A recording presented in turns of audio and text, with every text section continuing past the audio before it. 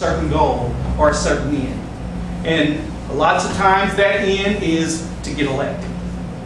And if your goal is to get elected and you are using the idea of capitalism and socialism, you are going to use those concepts to your favor to help you get elected. The two major parties, the Democrats and the Republicans in America, have taken these ideas of individual ownership and cooperative management of resources and manipulated them to get political votes and political gain.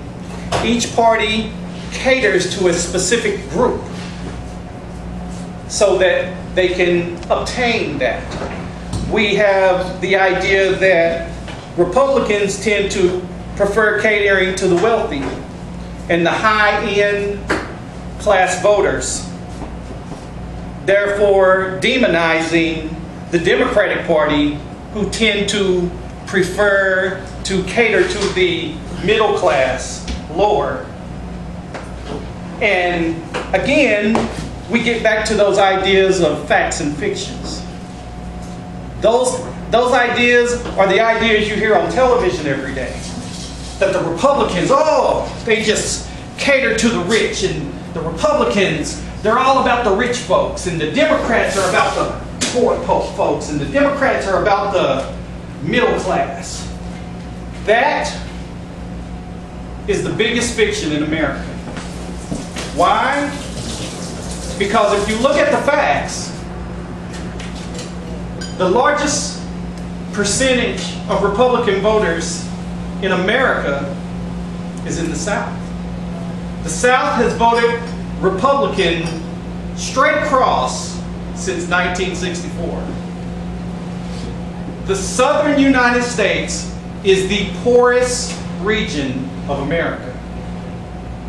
So that the concept that the Republican Party only caters to rich people can't work that way. You can't have a party that caters to only rich people when all of their voters are in the poorest region of America. That's pretty much impossible. Same way with Democrats. You hear all of this, we're about the middle class. We're about the poor people. We're about those working people. The majority, well, I wouldn't say the majority, a vast number of Democratic voters are college educated. They have very good careers. They make very good incomes. They live in the North, the Northeast. That is one of the largest Democratic areas, which is one of the highest per capita income areas in America. So that here you are, you have this idea that the Democrats cater to the normal people and the Republicans cater to the rich, whereas the Republicans get their votes from the poor and the Democrats get their votes from the rich. So that it's an idea that when you hear it on Fox News or you hear it on MSNBC, you go, oh yeah. Or when they keep talking about it over and over and over and over again, you go, yeah. And before you know it, you're standing at the water cooler saying, boy, I tell you what, those Republicans ought to be ashamed of themselves. They only cater to the rich. When it's not true. It is not true, because if that were the case, they'd never win an election. Because the area that votes for them the most is the poorest area in our country. That is the facts and fiction. That is the American concepts.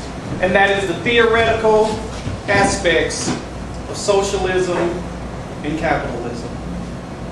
What I'd like to do now is interject my personal opinions on socialism and capitalism.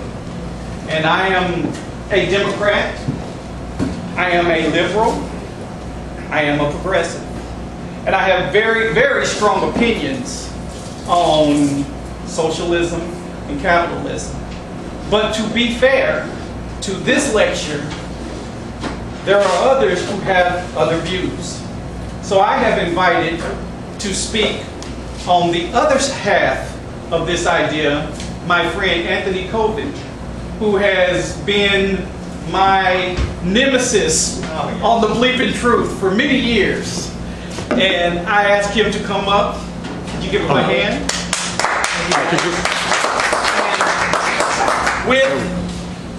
With this, I'd like to take it to the personal side for the discussion. I'm going to start out by discussing how I feel about it.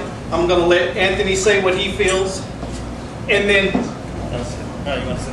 after we do that, any questions you have or anything you want to discuss, we can do. Real quick. Now, if you have a question or a comment, we want to put you on camera. So you don't mind maybe standing in that back area, coming to that back area if you have a question or a comment? You don't mind? Y'all don't mind? What if you do mind? Please do so, you don't mind. We can put you on camera. All right. So if you got a question or a comment, please stand there and so we can put you on camera to do it. Okay, I'm gonna begin by stating my personal feelings on capitalism and socialism. I truly believe the founding fathers of this country were socialists. Why do I believe that? Because this country was started in 1776. That was before the idea of capitalism, and that was before the idea of socialism. But how do I say that they were socialists? Because they said all men are created equal. They said that all men are created equal. And if all men are created equal, that's a socialistic concept to me. And I truly believe that with that concept in the Constitution, that all men are created equal, they are saying to me, there shouldn't be haves and have-nots.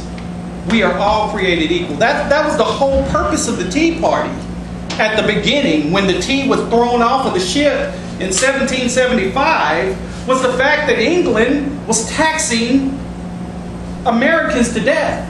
And they thought that all of their money was going back to England and going back to Europe, and they were starving them to death while the bourgeoisie in Europe were living it up. So they rebelled. They had a revolution, and they started their own country. And the first thing they said was, we, the people of the United States of America, do ordain and establish this Constitution. And to me, we is socialism. All is socialism. The ideas of this country are grounded in socialistic concepts. Also, capitalism to me is the root of all evil. Why? Because when I think of capitalism, I think of greed. I think that under the capitalistic ideology, it's everybody for themselves. And that would be wonderful if we all started out on the same playing field. But the problem is, we all know that didn't happen. And we all know that a lot of people in this country started out at the bottom of the hill, while a lot of people started at the top of the hill. A lot of people started at the back of the line, where a lot of people started at the front of the line. And just because you pass a law that says, okay, now everything's equal, that don't mean everything's equal. And for me, capitalism has made that equality even further apart. Because when you're already here, and then you say you can do whatever you want, you're going to move up to here. But when you're here, it's a lot harder to get to here. And That's why